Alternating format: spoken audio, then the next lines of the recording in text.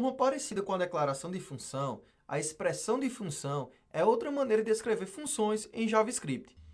Nós podemos utilizar funções como qualquer outro tipo em JavaScript ou como qualquer outra expressão, na qual definimos quando e onde vamos executá-la, em determinados contextos.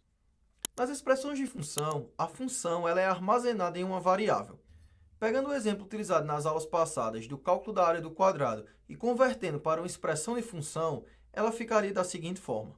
Veja, a sintaxe segue bem parecida com a utilizada em declaração de função, só que a função calcula a área é armazenada na variável área quadrado, beleza?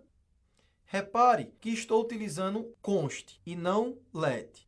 A ideia aqui é utilizar const porque não vamos reatribuir um novo valor para a variável área quadrado, beleza? Sempre vai ser essa função calcular área. Não haverá reatribuições de valores para ela. Então, para invocá-la, basta chamar o nome da variável e passar o argumento, ou seja, neste caso, 6.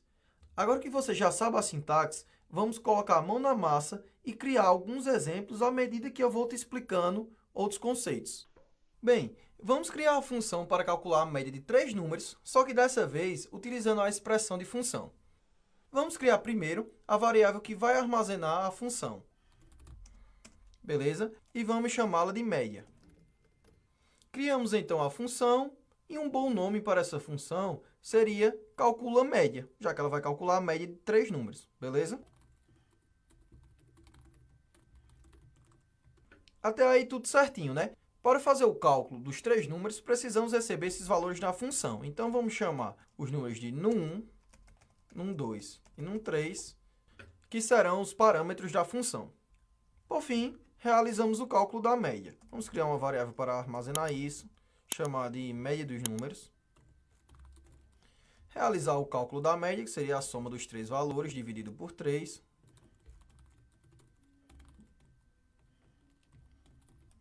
E, por fim, retornar o valor armazenado na variável média número. Tranquilo? Para executar a função, precisamos chamá-la pelo nome da variável. Vamos fazer isso, já dando um console log para exibir o valor do retorno no browser. Chamamos a função através da variável média e passamos os valores que queremos calcular. Então, vamos passar os valores 7, 8 e 9, ou seja, o retorno esperado para a média seria 8. Por quê? A média de 7, 8 e 9 é justamente o valor 8. Vou colocar mais um exemplo aqui. Passando os valores 10, 20 e 30. Como sabemos, a média desses valores é 20. Arquivo salvo, vamos testar. Pronto. Os valores 8 e 20 foram retornados assim como esperado.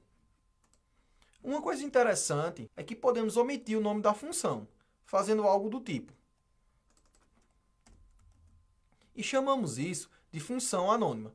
E mesmo apagando o nome da função, ela vai funcionar perfeitamente. Veja só. Vamos salvar o arquivo e executar novamente. Pronto. Os valores seguem sendo retornados. Uma outra coisa a se falar é que as expressões de funções, elas não sofrem hosting.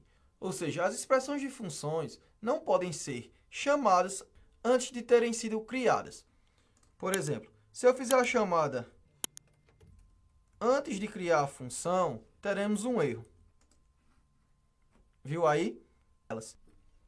Apesar de uma sintaxe bem parecida, na declaração, a função pode ser chamada antes ou depois de ser definida, ou seja, o hosting. Já na expressão, não. Por causa disso, usamos declarações quando queremos que a função esteja disponível em quase todo o código. Já expressões quando a função estiver disponível apenas em parte do código. Além disso, expressões nos dão a possibilidade de escrever funções anônimas e, de certa forma, simplificar o código. Existem mais algumas diferenças entre esses tipos de funções e apresentarei elas em um contexto mais prático durante o curso. Até aqui, eu quero apenas que você entenda que existem esses tipos de funções, como usá-las e algumas de suas diferenças, beleza?